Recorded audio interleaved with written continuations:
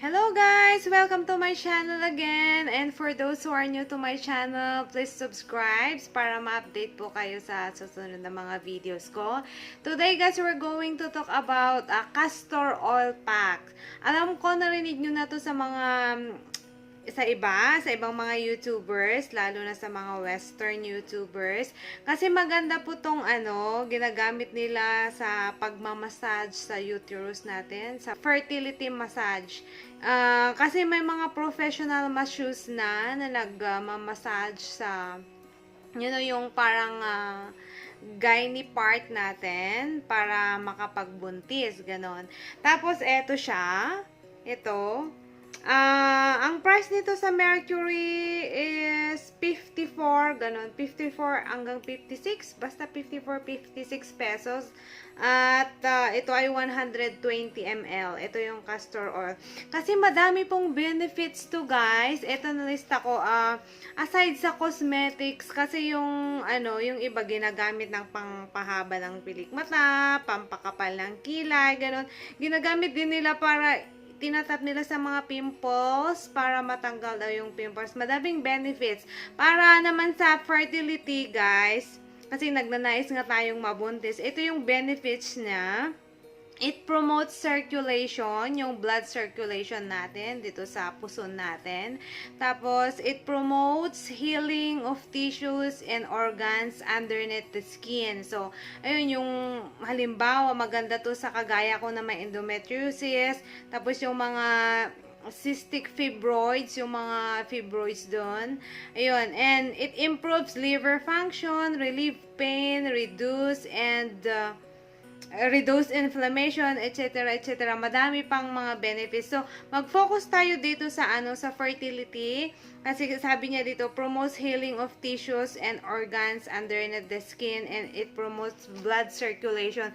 So, maganda to para pagmamassage din natin yung sa gynae part natin. Yun. So, guys, paano to gagawin? Tapos, ngayon, i-demonstrate ko lang kung paano to gagawin. Kasi, ginawa ko na rin to before ng first pregnancy ko. Ginawa ko rin to. Tapos, kailan natin ito gagawin? Tapos, yung mga materials na gagamitin natin. So, dito muna tayo ng kailan natin gagawin. O, hindi po natin dapat gawin to kung may period tayo, kung may menstruation tayo, hindi po dapat to. Tapos, hindi rin dapat pag nag-ovulate tayo.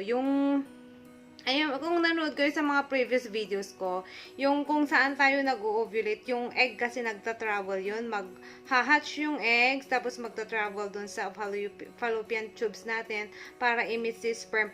Huwag tayo doon, yun yung ovulation period natin, huwag doon, hindi pwede doon.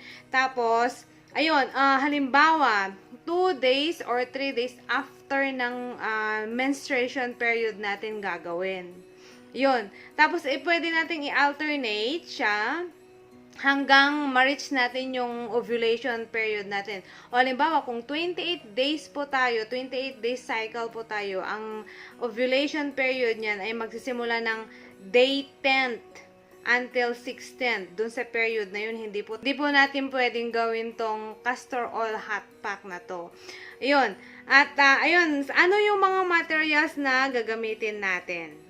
So, ito yung mga materials na kakailanganin natin sa castor oil pack. Of course, itong castor oil. Itong 120 ml na to, guys, bali, 3 to 4 times ko lang to, 3 to 4 times ko nakukonsume to. Tapos, next is itong gauze. Kasi ang ideal, guys, is yung flannel cloth. Pero wala akong flannel cloth, ang mahal nun. Kaya ito, kumuha na lang ako sa hospital ng gauze. Pwede nyo namang gamitin yung, yung cotton na tela. Pwede rin po yun, guys. Tapos, ito, gauze.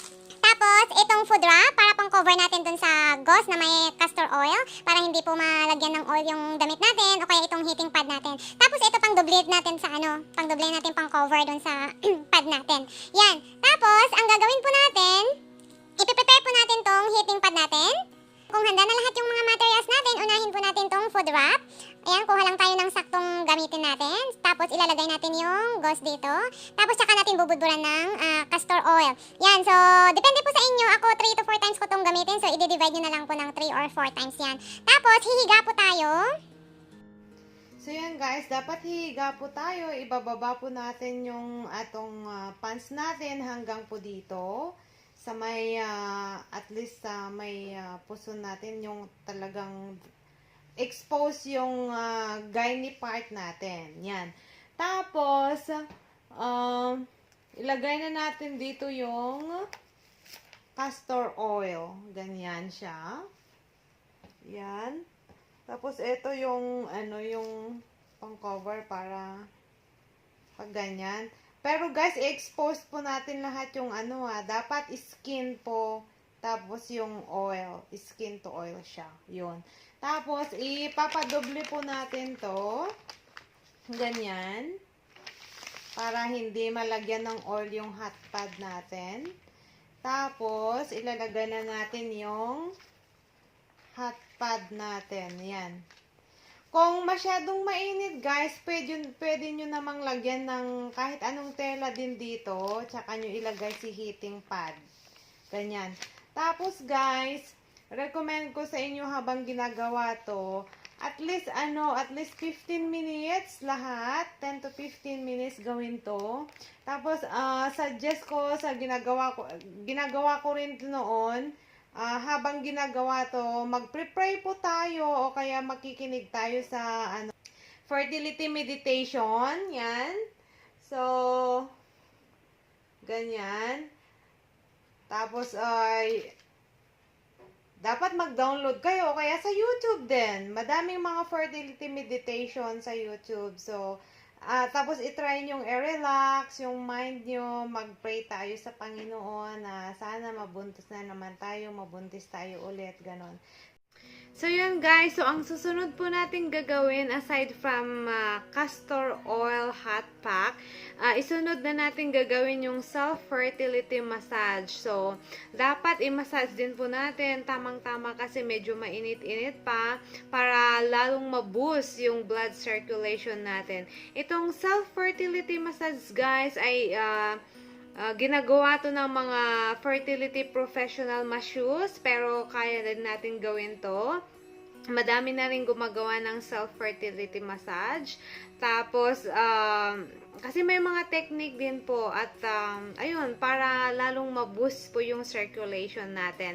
At gagawin po natin to sa susunod na video ko. So, sana makapag-subscribe po kayo and click the bell button para ma-update po kayo sa mga susunod na videos ko. Kaya natin to guys. Yeah, malapit na. So, gagawin po natin lahat para mabuntis na naman tayo ulit. Okay. Okay, bye-bye guys and God bless!